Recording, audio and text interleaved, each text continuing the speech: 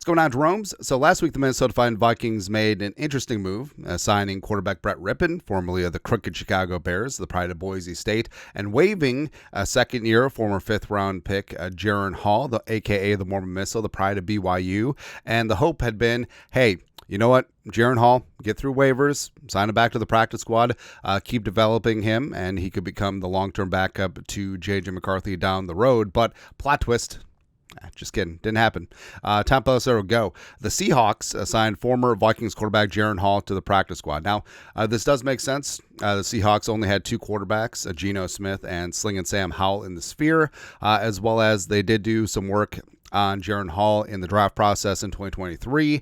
And also the Seahawks were rumored to potentially be a team that would have picked him up off of waivers and added him to the 53-man roster. So, of course, once he cleared waivers, adding Hall to the practice squad does make sense. And, it kind of stinks because, Jaren Hall certainly does have some upside, and quarterback depth is very important, as the Vikings found out last year. But, business decision was made by the Vikings and by Jaren Hall. Respect it. So it is what it is. And Jaren Hall, like we said, was a fifth-round pick, number 164 overall. A little bit of an older rookie coming in out of BYU, a little bit short as well, but had a solid arm, has good leadership, has good intangibles and all that stuff, and was forced into action last season after Kirk Cousins popped his Achilles, finished up the first Packers game. And I mean, again, just going back to that Falcons game, that second drive, baby, we were cooking, but then he got concussed, and then that launched the Passionate dynasty. And then later in the season, he played the first half against the Packers, just wasn't good. But also wasn't really a fair spot to put the kid in. Like, if you're going to play him, have the short hook.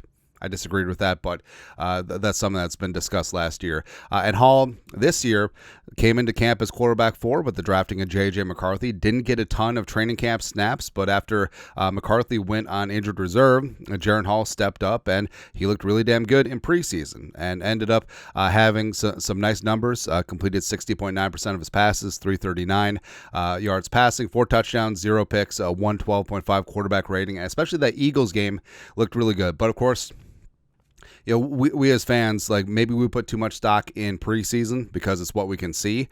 But, coaches, I see him every day.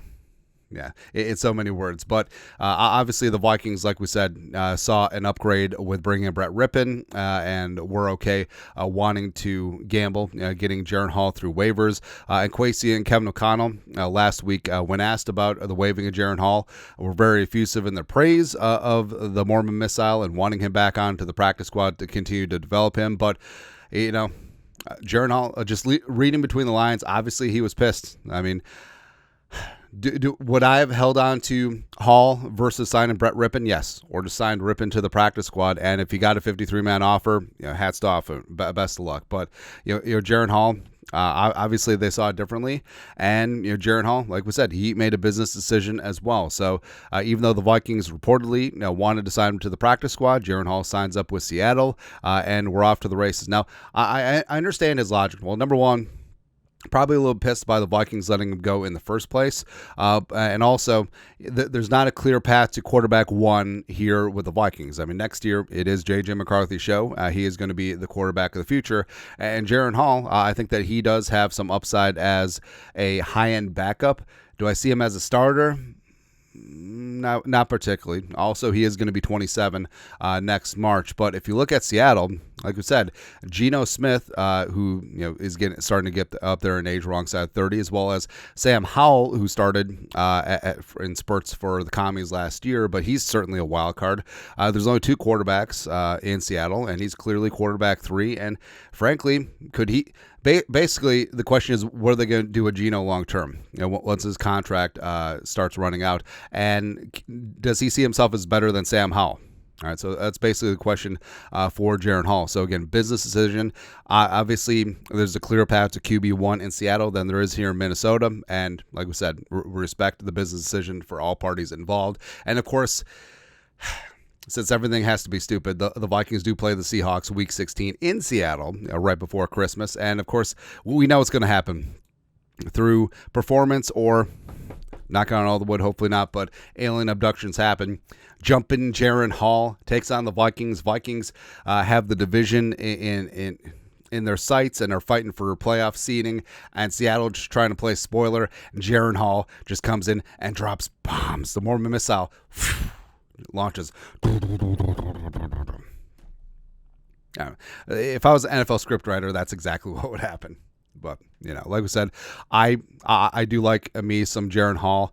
I respect him. I think that he's a good kid. I think that he's got upside. I think he's got a great arm. I think he's got good intangibles, good head on his shoulder as well. I think Seattle is getting a really solid quarterback, a guy that at minimum could develop into a nice backup. At maximum, like maybe he gets a little something going out there in the key city. So, yeah, like I said, kind of sucks, but is what it is. Hats off to Jaren Hall. Business decision for both sides. And now the Vikings should and could look to add a younger quarterback on the practice squad as Jaren Hall. You go, man. But your thoughts are thoughts. Jaren Hall, a.k.a. the Mormon Missile. Oh, Judas Hall. Just kidding. Signs with the Seahawks practice squad. Spurns the Vikings, who had interest in bringing him back. Let us know your thoughts. Our thoughts, comment section below. Subscribe for daily Vikings takes. Want to support the work? Put a little something in the Venmo. But next time, Skol. Production value.